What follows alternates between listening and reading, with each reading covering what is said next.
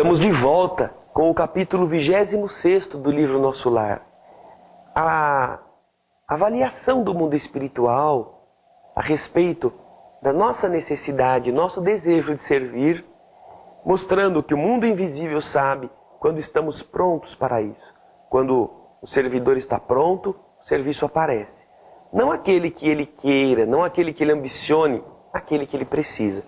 Então agora, depois que o ministro Genésio disse ao André para que ele conservasse isso, que ele já tinha estas condições, na Terra a gente dá os parabéns quando a pessoa fica rica, quando tem sucesso financeiro, quando se coloca numa posição de realce, ai, parabéns, não sei o quê. Aqui não.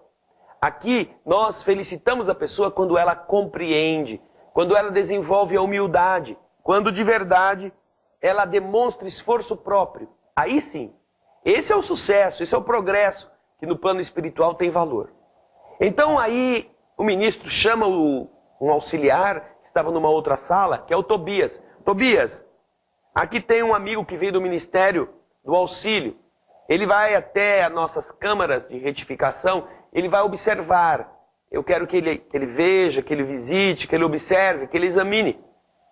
Em tarefa de observação, creio que será de muito proveito para ele o contato com as atividades das câmaras retificadoras. Agradeci, Tobias me cumprimentou, diz o André, e então o ministro disse, conduza-o, Tobias.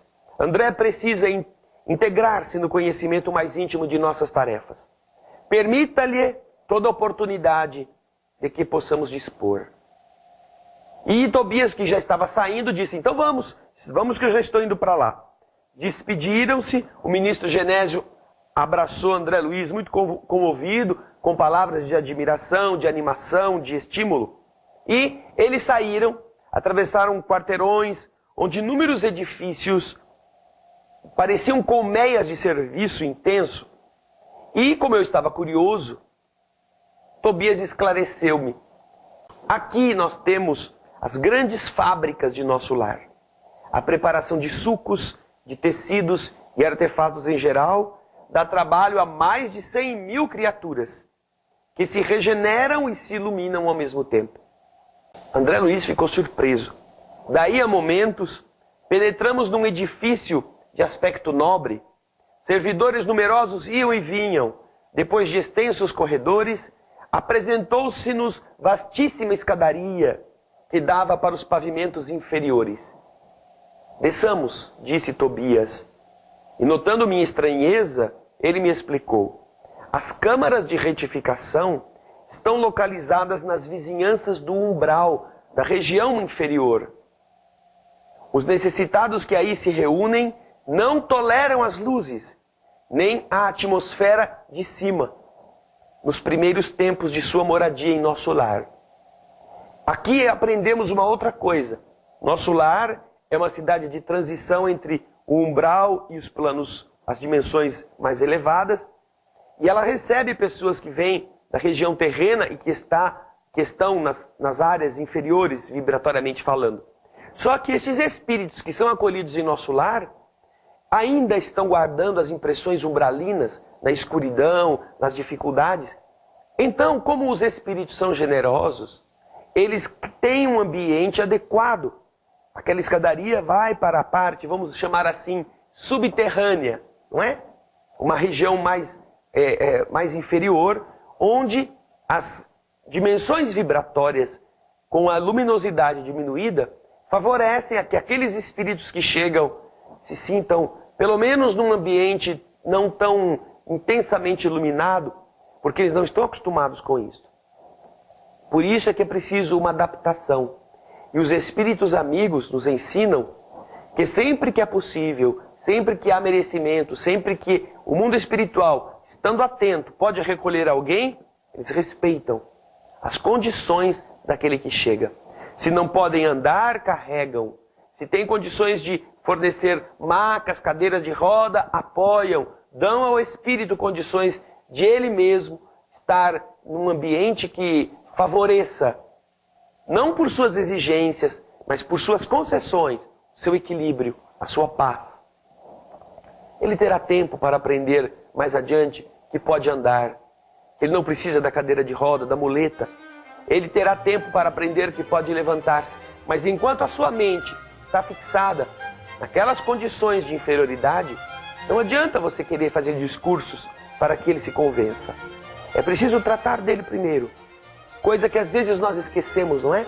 Queremos atender famílias carentes, pessoas pobres, mas não queremos que elas cheguem com mau cheiro, que elas cheguem sóbrias, que elas venham sem álcool. Nós queremos que elas estejam perfeitas, só para aí depois a gente atender.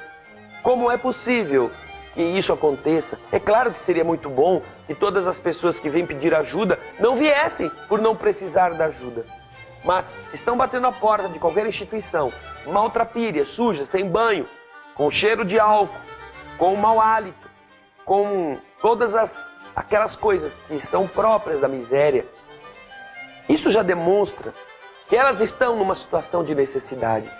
Qualquer pessoa ou qualquer instituição que vire o nariz ou que feche suas portas, porque a pessoa está na porta da casa, sem condições, e por isso não é digna de ajuda, não sabe o que é o cristianismo. Naturalmente que deverá ajudar a pessoa a sair daquilo, a melhorar-se, a ter a autoestima recuperada. Mas é preciso acolher a pessoa como ela está, como fazem os espíritos em nosso lar. Acolher o que não consegue andar, não com discursos dizendo que ele já é espírito, que ele não tem mais as lesões que antes limitavam os seus movimentos, que agora ele já pode até volitar se ele quiser. Não, ele não sabe disto. É preciso dar a ele condições para que ele confie. E para isso, às vezes, oferecem a cadeira de roda, a maca, o leito, em que eles repousem, até que eles modifiquem-se. Então, entendemos que somos nós que ajudamos os outros, se nos colocarmos no lugar deles.